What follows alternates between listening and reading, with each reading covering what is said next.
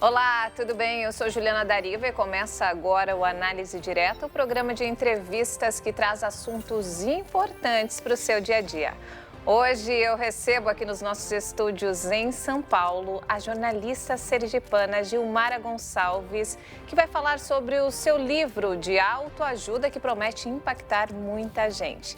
Não saia daí que o Análise Direta está só começando.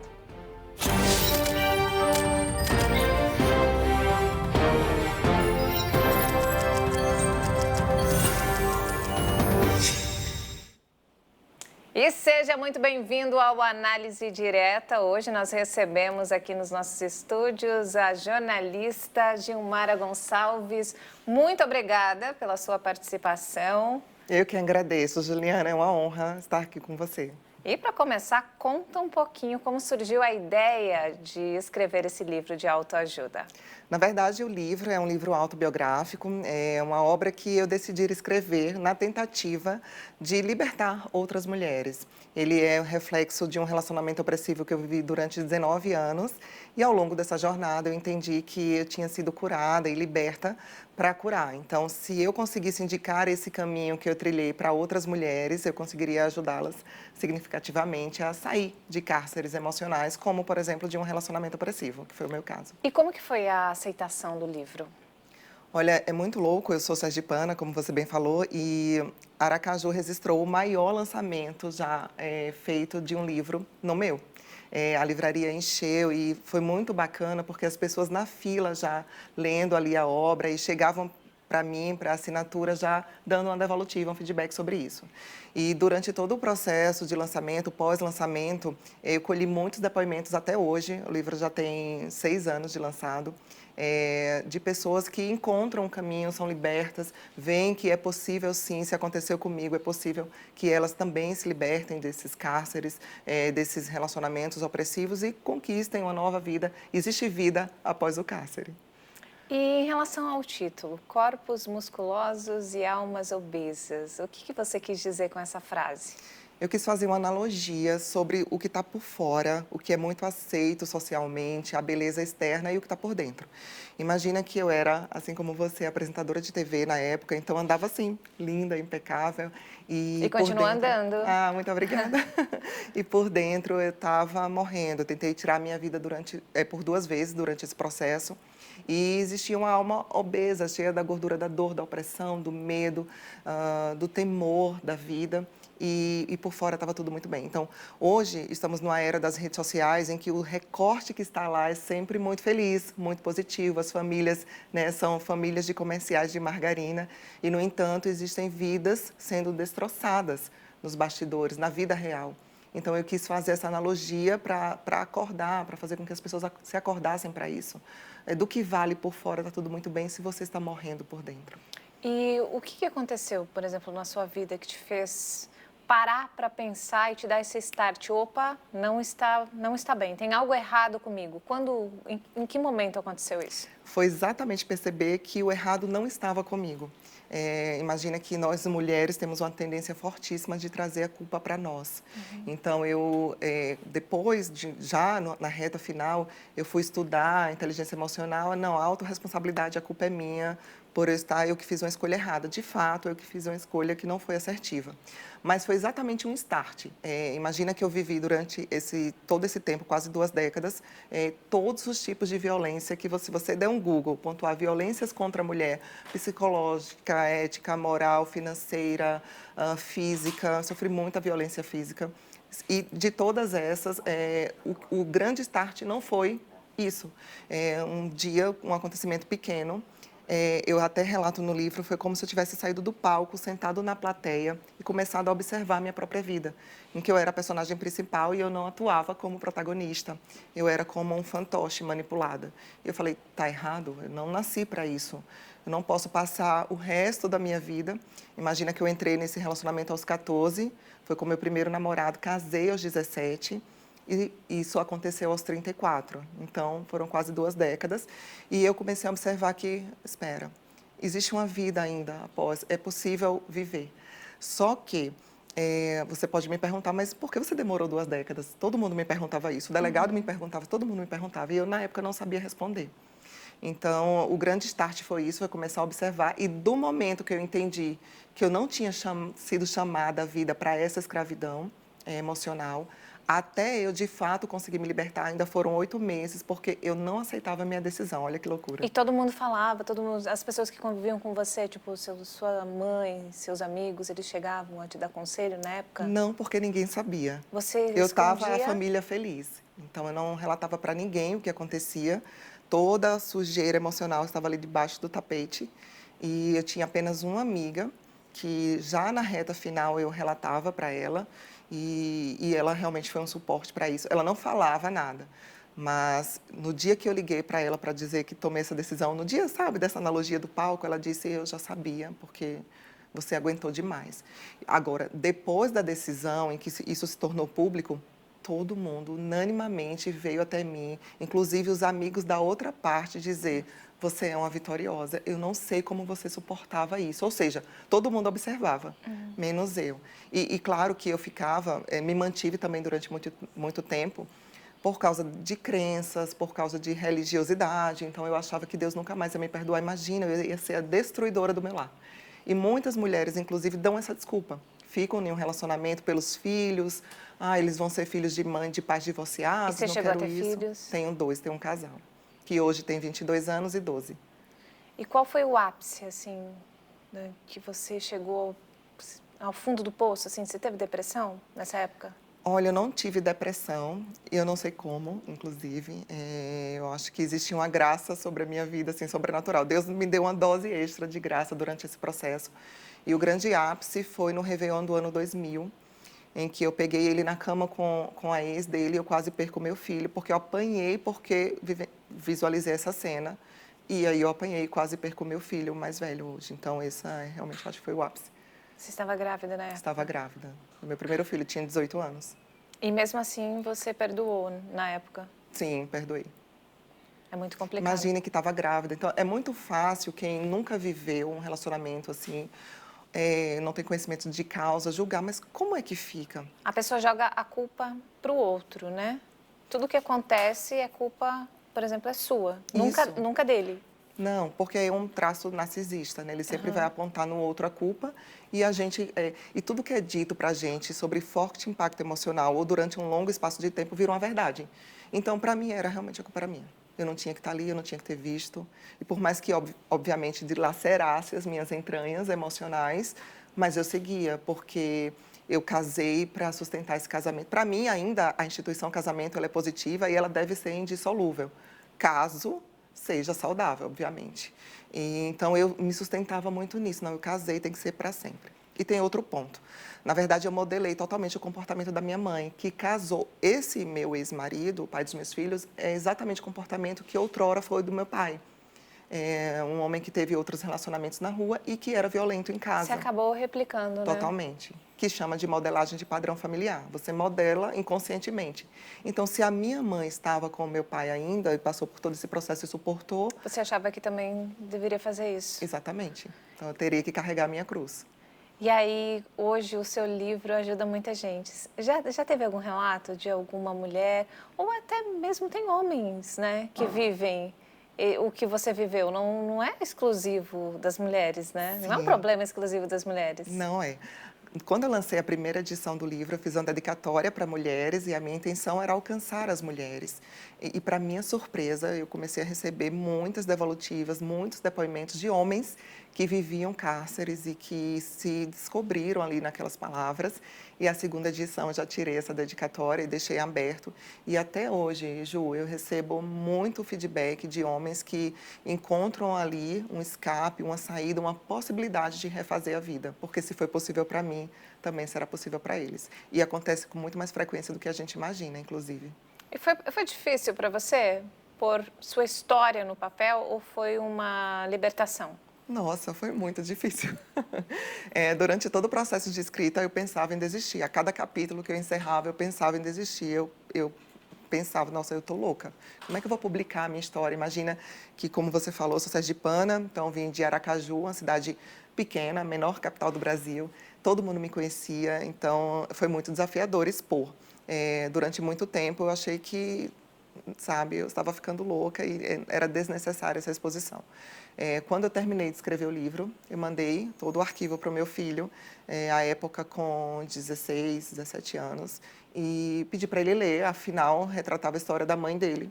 E tinha o pai dele, né? Óbvio que eu não narro o nome no livro, mas a história todo mundo Sim. conhecia de quem se tratava. Uhum. E se ele dissesse que eu mudasse uma vírgula, era tudo que eu precisava para não publicar.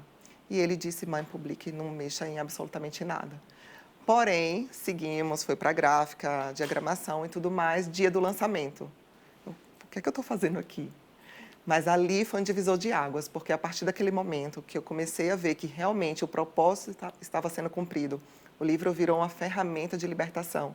Eu falo que nem é um livro, nem é uma obra, é uma ferramenta de libertação. Eu falei, o propósito foi cumprido, é isso, eu fiz o que deveria ter feito.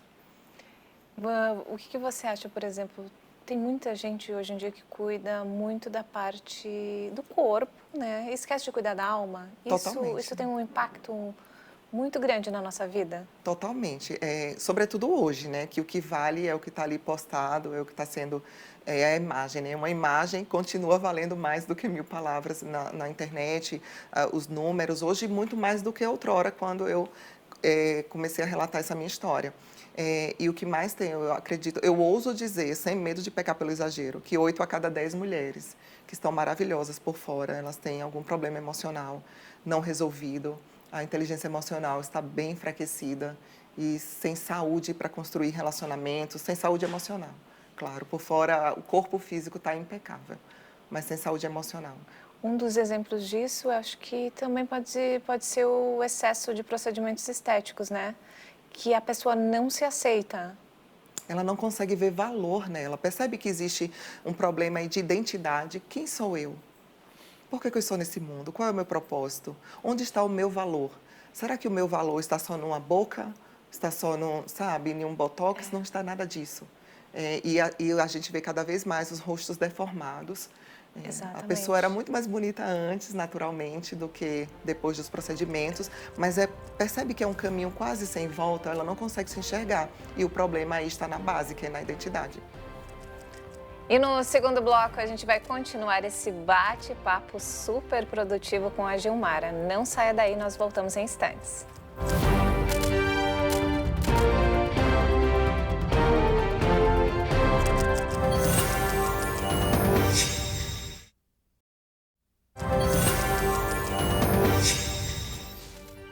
E o programa Análise Direta está de volta e hoje eu recebo aqui nos nossos estúdios a jornalista sergipana Gilmara Gonçalves.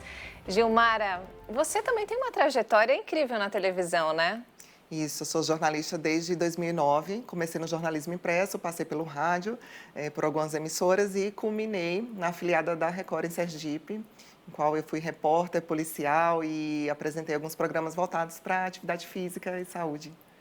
E em qual momento você se descobriu escritora? Porque nem todo jornalista é escritor, né? Na verdade, eu acho que desde criança eu nasci escritora. Não nasci jornalista, mas nasci escritora.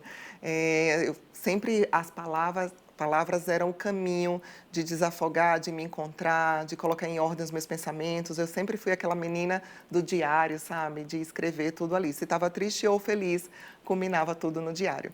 E como eu comecei no jornalismo impresso, então eu desenvolvi esse hábito de escrever ainda mais, aprimorei. E escrever era a forma de comunicar para mim.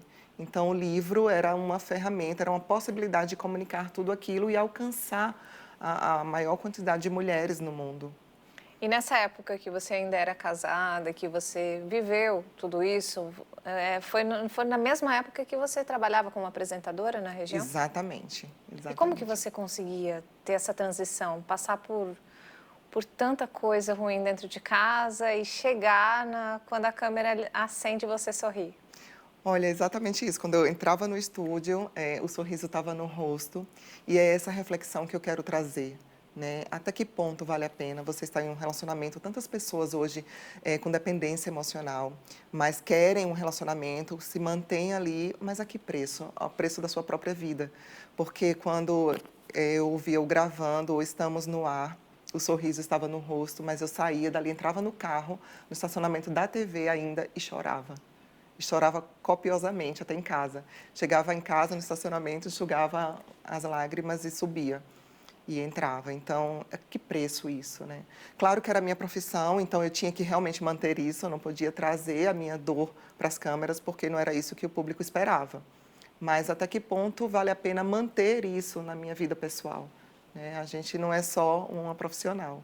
E no seu caso tem um agravante, né? Porque você não compartilhava com ninguém. Você somatizava o problema só para você. Ninguém sabia, né, o que estava acontecendo. Exatamente. E agora, em 2023, eu colhi um fruto negativo disso, de somatizar, de deixar só para a gente, porque chega num determinado ponto que não vale mais a pena falar. As forças, na verdade, vão embora e você não fala. E somatizar isso, em abril do ano passado, eu descobri uma doença autoimune, que em seguida já conto que eu considero um milagre, porque eu fui curada, não a tenho mais e doença autoimune realmente não tem cura. Ligada às emoções, de tanto deixar para dentro, de tanto somatizar, não falar. Hoje, se alguém me machuca, eu vou dizer, olha, vem cá, você me machucou, e a pessoa, se fizer algum sentido para ela ou não, tá ok, mas eu coloquei para fora. Então, Qual a principal mudança da Gilmara lá atrás, com 18, 20 anos, para a Gilmara de hoje? Eu nem me reconheço. Eu olho fotos e não me vejo ali, eu não me vejo naquele olhar, naquela luz. Hoje é uma mulher muito consciente da identidade dela, do valor que ela tem, esteja ou não em um relacionamento. Eu sou muito preciosa e eu nasci para ser feliz. E essa bolha da paz ninguém pode furar. Ou vem somar e construir, ou realmente não faz sentido. É, quem está perto de você, você consegue perceber que você se transmite essa força, essa luz. Foi de tudo que você passou? Ai, que feliz ouvir isso, certamente. A gente não amadurece pelos anos, a gente amadurece pelos danos. E lá no início eu tinha vergonha de relatar a minha história, como eu falei, e hoje eu me orgulho muito da minha história. Eu entendo que ela que construiu a mulher que eu sou hoje. E se eu passei por toda essa situação, era porque eu conseguiria suportar e chegar até aqui. Porque certamente muitas mulheres teriam ficado pelo caminho. Então, hoje eu me orgulho muito de... Antes eu questionava Deus, mas Deus, por que eu? Sou uma boa filha, uma boa amiga, sou tão boazinha. E eu ficava muito revoltada com Deus, inclusive. E hoje eu falo, valeu, Deus, obrigada por ter sido eu. E falando em Deus, o que a fé te ajudou nessa transição? 110%. Certamente, Ju. Se não fosse esse pilar espiritual, eu não estaria aqui. Eu te digo isso com toda certeza. Não é uma fala bonita na TV. Se não fosse Deus me sustentando, eu não teria chegado até aqui, sem dúvida. E é por isso que hoje eu sou muito grata, porque eu vejo que eu recebi uma nova chance. Imagina um tópico, inclusive, que eu acho importante a gente abordar. Aos 34 anos, quando eu divorciei, eu saí sem absolutamente nada, apenas com as minhas roupas e as roupas, os objetos pessoais dos meus filhos. Ou seja, uma pessoa que começou a trabalhar lá com os 14 anos, eu fui office girl, chegou aos 34 e zerou a vida.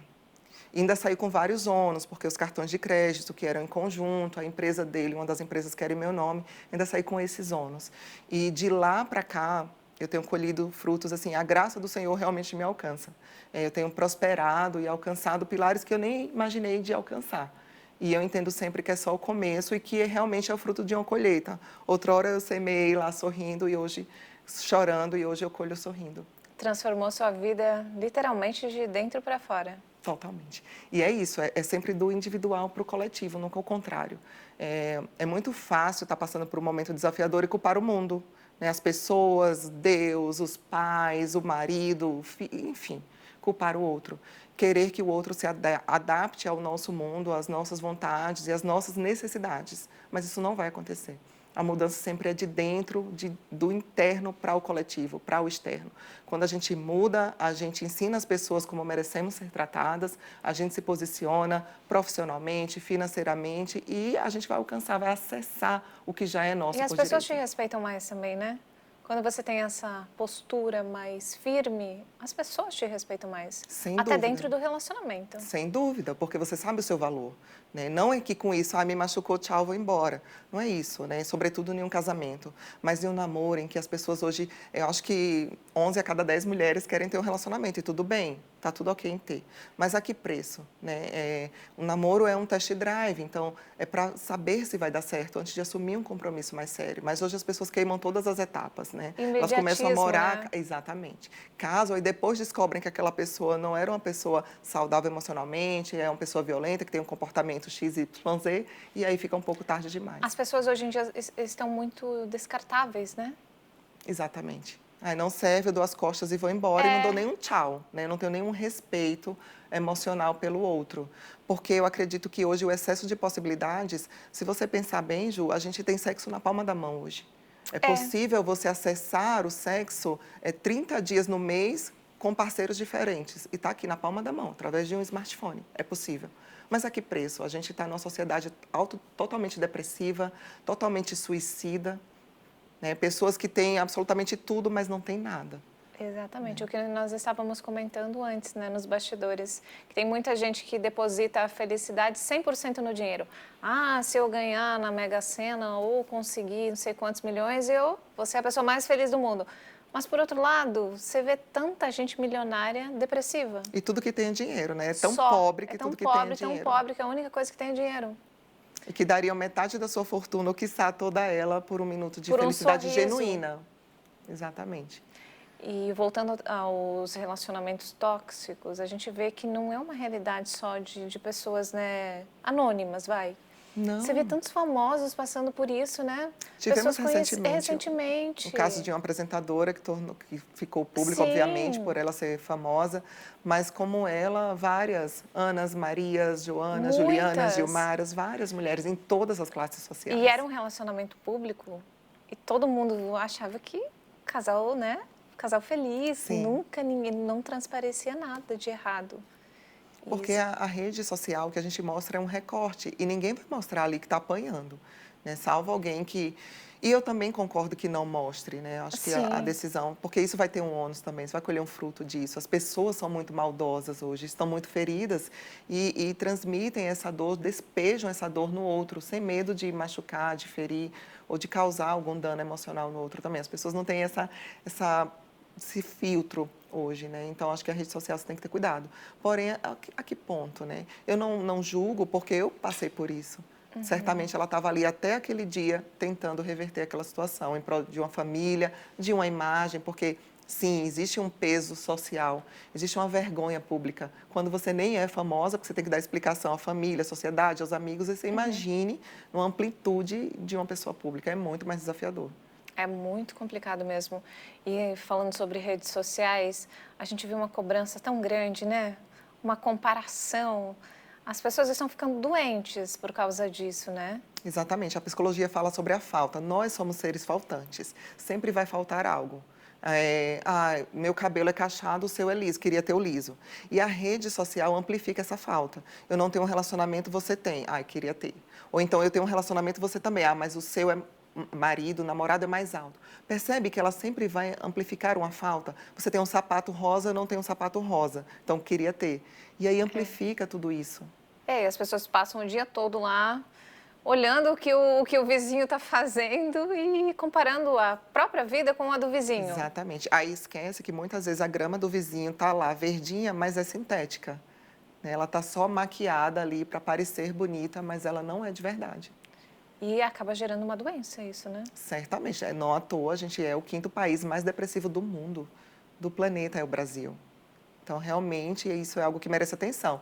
E somos o país com maior número de influenciadores também. Somos o primeiro no ranking de influenciadores e o terceiro país que mais consome rede social.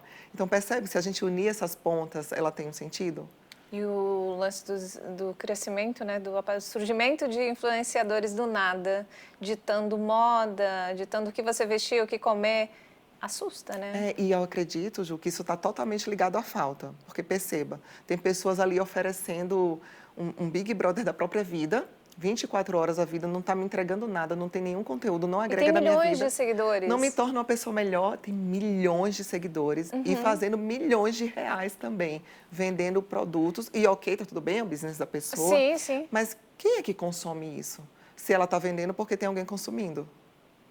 Né? Então, isso me alimenta em quê? Consumir me alimenta em quê? Eu falo que as crianças, se a gente não zelar hoje pelas crianças, a gente vai criar uma sociedade burrificada, porque está ali na tela 24 horas, consumindo o quê? Eu já entrevistei influenciador que super novinho, que fala sobre nem vou falar o tema, Então a gente vai revelar. mas a pessoa tem milhares de seguidores e eu perguntei, você pretende estudar para se especializar no que você está falando? Não, de jeito nenhum. Não quer fazer faculdade, não quer fazer nada, mas está carregando lá milhares de seguidores e pessoas que estão replicando o que ela está meio que impondo nas redes sociais. Exatamente, mas impõe porque tem quem aceite. Exato, mas é assustador, não é? É assustador, porque aí, supondo um cenário de que essa pessoa é cancelada e perde essa fama, como ela vai lidar com isso? Que estrutura emocional ela tem? Que conhecimento ela tem para se tornar um especialista, migrar para outra área, fazer uma transição de carreira, né? Oferecer outro conteúdo na internet mesmo, né? Como? Aí é o momento que as pessoas acabam adoecendo, né? Exatamente. Isso também pode acontecer com crianças, né, que ingressam na carreira artística muito cedo, né? A gente viu casos agora Tem vários recentes, né, de casos, pais narcisistas. E como é que essas crianças vão lidar com isso? Recentemente, ficou público a entrevista de uma cantora bem famosa, que eu era fã na infância, assim, temos a mesma idade, cresci junta. Ela disse que não se reconhece sem maquiagem. Olha só, e ela é linda. Olha só, olha o traço da identidade aí. Ela não consegue ver beleza nela sem maquiagem. Então, quem trabalha com a imagem, isso já é um fator que merece atenção. Imagine desde criança. E daqui a pouco a gente continua esse bate-papo. Não saia daí, que nós voltamos em instantes.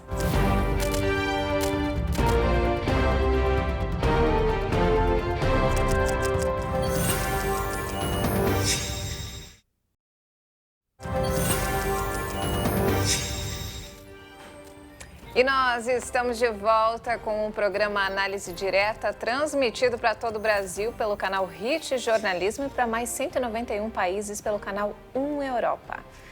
Gilmara, a gente estava falando sobre diversos assuntos antes do intervalo, mas eu queria saber a sua opinião. Por que as mulheres que sofrem abuso, elas demoram tanto tempo para denunciar, para procurar a polícia e para procurar ajuda? Eu acredito que o primeiro fator é o medo. Medo da exposição, medo de ficar sozinha. Existe muito também a crença social de que é ruim com ele, vai ser pior sem ele. Tem também a dependência, muitas vezes financeira, além da emocional. Então, são vários fatores que deixam a mulher presa ali em um cárcere emocional, mesmo ela sabendo que está sofrendo, que está doendo e que não vai trazer vida para ela. Mas eu acredito que o medo, a vergonha, é o principal fator que impede ela de denunciar. E o que você diria para uma pessoa que está nessa situação hoje? O que ela deve fazer? Quais são os primeiros passos? Passo 0. Busque fortalecer o seu espiritual. Busque Deus, busque o seu Deus, busque o Senhor, porque Ele realmente, a palavra dele vai te dar um norte para onde você seguir. Segundo ponto, aliás, primeiro, porque buscar a Deus é o pilar 0. Busque uma rede de apoio. Não é a sua amiga que está sofrendo a mesma coisa que você, ela não vai conseguir te ajudar em nada. Busque uma rede de apoio, pessoas que tenham a maturidade emocional para conseguir te direcionar por um caminho que realmente seja assertivo para você sair dali. Então, com o seu espiritual fortalecido, com o seu emocional fortalecido, vai ser menos difícil dar esse passo.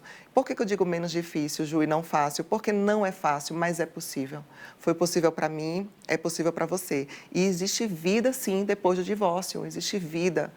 E como existe, olha só a minha vida. Eu falo que eu não preciso olhar para a vida de ninguém para ser motivada, basta olhar para a minha jornada. É preciso ter coragem para dar esse passo, mas é como se fosse um romper, é como se fosse rasgar o peito. Não à toa a capa do meu livro sou eu rasgando, simbolizando rasgar a roupa, porque você rasga o peito. Mas a dor, ela alarga as articulações do espírito, você cresce. E é impossível ser a mesma depois de passar por isso. A independência financeira é um dos primeiros passos mesmo, né? Exatamente, exatamente. Então, ainda enquanto está... Primeiro, antes de entrar no relacionamento, tenha uma dependência financeira. Entrou, não dependa. Hoje as pessoas estão muito dependentes disso, né? Eu quero alguém que já tenha... Não, construa o seu, por mais que seja o nosso quando você estiver em um relacionamento, mas tenha sempre o seu caminho, porque numa possível separação, esse pilar aí já está organizado, porque muitas mulheres se mantém realmente pela dependência financeira. Muito. E também é um cabresto, né? Porque daí o homem usa isso também como uma forma de manipular. E é o que você falou mesmo. E tem muitas mulheres que deixam isso claro, que elas só vão casar se o cara tiver muito dinheiro. Tem muita mulher que não tem papas na língua para falar sobre isso. Ok, tudo bem, cada um faz a sua escolha. Sim. Porém, durante essa jornada, construa Tem o um lado seu. bom e um lado que pode se voltar contra, né? É, exatamente. Eu conheço pessoas muito próximas a mim que isso foi um cabresto para manter durante o relacionamento durante muito tempo e hoje ela continua dependente. Até que ponto isso é saudável? Ela é feliz? Tem que pôr tudo na balança. Exatamente. E ainda falando do seu livro, você pretende continuar escrevendo outras edições? Olha, depois desse livro eu escrevi mais 7 livros, mas foram para outros clientes. E lá no meu último capítulo eu deixo um gancho que vai ter a continuação. E daí eu tenho já um livro na gaveta, que são Cartas à Consciência, que são 10 cartas que eu escrevi trazendo a consciência sobre tudo, relacionamento, vida social, profissional, financeira, sobre os 11 pilares que compõem o ser humano, filho, família, conjugal, emocional. Está na gaveta, não lancei ainda, e eu pretendo lançar a continuidade de Corpos Musculosos, Almas Obesas, que é contando a história feliz de que existe vida, sim, após o cárcere. Tem alguma previsão? Não tenho Vamos ainda. deixar todo mundo curioso. Eu tenho que concluir essa história ainda. Vai ficar na curiosidade. E hoje você dá palestra? O que você faz, Gilmar? Sim, eu já dei palestras em todo o Brasil. Eu sou TEDx Speaker por 3 vezes. Tive a oportunidade de estar no tapete vermelho do TEDx, que foi uma honra. E continuo dando palestras, sim. Dou muito treinamento hoje para organizações, para empresas, trabalhando justamente os pilares de inteligência emocional, de identidade, porque toda PJ, Ju, é gerida por uma PF. Então, se a gente não está bem, o negócio não vai bem. Ou ele pode ir bem até a página 3, mas em algum momento, na página 4, ele tende a desmoronar. Não tem como a gente esconder por muito tempo o que a gente sente, né?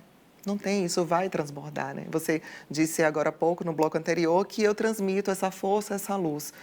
Eu não tenho nenhuma luz aqui, que não estou com a lanterna transmitindo isso para você. É o que você tem de dentro que está jogando para fora, né? Exatamente. Do mesmo jeito, quando a gente está o tanque ali cheio de dor, o tanque interno, cheio de opressão, é isso que a gente vai transbordar na vida do outro. E também eu trago a reflexão, outro ponto. Quem é que está sentando à nossa mesa? Porque muitas mulheres hoje não fazem sucesso porque, primeiro, elas não se consideram à mesa. Segundo, não se consideram, não têm autoestima suficiente para entender que podem sentar numa mesa de alto valor. E também não tem nenhum filtro sobre quem senta na minha mesa. Então, Ou elas acostumaram com aquela dependência também, Exatamente. Né? Escolher andar com pessoas que estão, sabe, em quilômetros à frente que você, para que elas somem na sua vida, para que você aprenda com elas. Eu sempre prefiro ser a mais boba da mesa, para que eu saia dali melhor do que eu sentei. Isso é extremamente importante, que você sempre vai aprender alguma coisa, né? Exatamente, porque se você está com pessoas que estão lá feridas, você sempre vai ser uma estopa, estancando o sangue dos outros. E nós não somos um hospital. Então, claro que a gente dá a mão a quem precisa, mas é importante se atentar a isso. Quem são as pessoas hoje que são do meu círculo de amizade, que eu posso confiar, que eu posso ser vulnerável, que eu posso expor minha vulnerabilidade sem que isso se volte contra mim depois? Tem muita gente que fica reclamando de tudo, né? Que o tempo tá sempre ruim, a vida tá ruim. Imagina estar com uma pessoa 24 horas assim. Diferentemente de você sentar à mesa, ter um tempo de mesa com alguém que diga, olha, tá até ruim, mas vai ficar melhor. Sabe por quê? Porque você tem esse caminho, porque você tem esse, porque você assim te lembre dos seus valores, lembre quem você é, fortaleça a sua identidade, você já sai dali, uau, eu sou isso mesmo e eu vou fazer acontecer. Essa pessoa te deu um empurrão, né? Te acordou para a vida, te chacoalhou. A Diferente daquela, nossa, muda o nosso tá ruim dia, para né? você não imagina para mim como tá pior. Né? Que é uma disputa de quem tá pior. Né? Então, aí você sai de uma conversa dessas que parece que um trem passou em cima de você, né? Exatamente. Tanta negatividade. Exatamente. Hoje eu escolho, assim, com muito filtro quem senta à minha mesa e eu não sento mais com pessoas assim.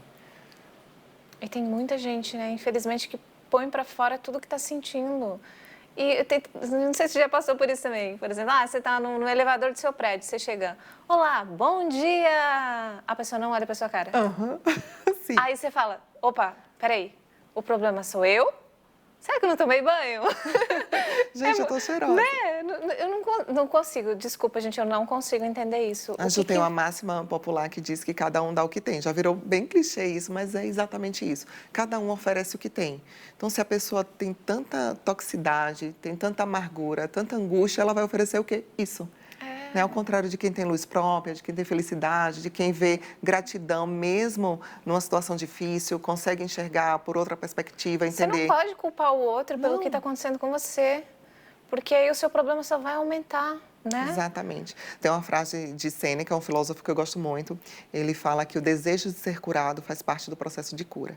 Então, se a pessoa ela não entende que ela necessita de cura, de tratamento e não busca isso, ela não vai encontrar. Então, ela vai continuar despejando no mundo toda a sua angústia, a sua dor. E aí, nós que estamos no mundo é que temos que escolher. Quero andar com uma pessoa assim? Eu escolho não andar. E tudo que ela joga para fora volta, por mais que não somos nós que iremos tratá-la mal, mas volta para ela, né? Sem dúvida, a gente colhe exatamente o que planta.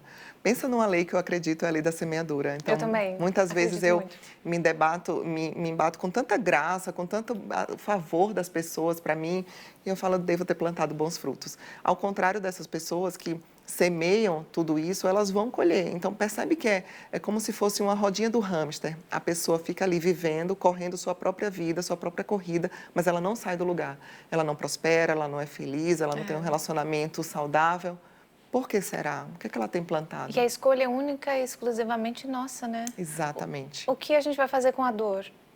A gente pode aprender com a dor ou conviver com ela dentro e jogando ela para outras pessoas. Exatamente, porque é muito mais fácil ser vítima, porque a vítima espera que todo mundo passe a mão na cabeça, do que ser uma heroína aprendiz, por exemplo. Tá doendo, o que é que eu posso fazer para mudar essa dor? Onde está o remédio dessa dor? Eu vou buscar, vou investir em mim. Nosso principal investimento tem que ser em nós mesmas. Vou me tornar uma pessoa melhor. E a vida não é fácil para ninguém. As pessoas, por exemplo, podem estar olhando para a gente aqui, sorrindo, brincando, mas na vida não é fácil para ninguém. Nós temos altos e baixos o tempo inteiro. O maior best-seller da história da humanidade, que a Bíblia já nos deu esse spoiler lá atrás. Tereis aflições, mas Claro. tem de bom ânimo, eu já venci o mundo. Então, assim, quando a gente entende que sempre vão ter circunstâncias, como você bem pontuou, mas como eu olho para essa circunstância e quanto tempo eu passo também ali na dor. Que está tudo bem chorar, está tudo bem levantar a mão, pedir ajuda, nós não somos uma ilha, mas quanto tempo eu passo nessa dor? Eu tenho que sair dali rápido. Né? Tem pessoas que terminam um relacionamento, passam meses afundadas ali na dor. Gente, sofre, depois desliga o interruptor e segue. A vida, você tem vida, e vida em abundância, estamos perfeitos, corpos perfeitos, saúde. Temos tanta coisa para conquistar, né? Para ser feliz. Não dá para se apegar a um ponto e acabou a vida ali. E tem gente que literalmente acabou a vida depois do relacionamento. Tentam suicídio, enfim. Não conseguem caminhar sozinha. Por quê? Porque não tem uma identidade fortalecida. Não conseguem se enxergar sozinha, não conseguem ver beleza, não conseguem realizar, não se tornam uma realizadora. Então, imagina que eu tinha todas as possibilidades para sentar. Tinha dias que eu só queria sentar no cantinho e chorar. Mas eu tinha 2 filhos para criar, tinha escola para pagar, eu matava um dinossauro por dia. Então, eu falava, não dá tempo, enxuga aqui e vai. E foi o que te fez mais forte, né? Exatamente, que me fez chegar até hoje. Porque eu me mantive em movimento, me mantive caminhando, mesmo doendo. E como doeu, caramba, como doeu. Doía na pele a dor emocional, doía no físico. E eu segui mesmo assim. Por quê? Porque eu não via outra opção. Aliás, eu tinha de ser vítima, sofredora, depressão, esperar que um anjo caísse do céu, segurasse minha mão e me levantasse daquele leito. Não podia fazer isso, porque eu tinha uma vida que Deus tinha me dado, que eu tinha que honrar, e tinha de 2 filhos que eu tinha que cuidar. E tem muita gente que gosta de ser vista como vítima, né? Vítima da sociedade. Ah, ela trata mal o outro? Ah, porque ela passou por isso. Isso é justificável. Não é justificável, gente, não é. Todos nós temos uma história difícil por trás dessa casca, e isso não justifica você tratar ninguém mal. A gente tem sempre 2 opções, né? Ou escolher se entregar à dor, ou escolher se reinventar a partir da dor. Eu sempre escolho me reinventar a partir da dor e tem dado certo. Gilmara, e quem gostou das coisas que você falou, que você é ótima, tenho certeza que agregou muito, como que faz para entrar em contato? Se quiser contratar sua palestra ou mesmo comprar seu livro. Perfeito. O meu Instagram é @gilmara_gonçalves__. Então, consegue me achar por lá. Eu também estou no LinkedIn, Gilmara Gonçalves. Então, eu procuro responder todas as mensagens. Então, acredito que é um caminho para me encontrar, sim. Você dá palestras no Brasil inteiro? No Brasil inteiro. Para as empresas, independente de qual empresa? Isso, não só para mulheres hoje, o público misto, dou um treinamento corporativo sobre inteligência emocional, desempenho, liderança. E tenho atuado nessa área. Gilmara, muito obrigada pela sua participação. Volte sempre. O nosso bate-papo foi muito produtivo. Espero que você tenha gostado. Nossa, eu adorei. Mais uma vez, friso que eu estou muito honrada de estar aqui pelo convite. Eu espero realmente ter conseguido contribuir, ter feito a diferença na vida de alguém. Muito obrigada, Gil. Obrigada. E o Análise Direta fica por aqui. Se quiser rever essa edição, acesse o canal HIT Jornalismo no YouTube. Muito obrigada pela participação. Até a próxima.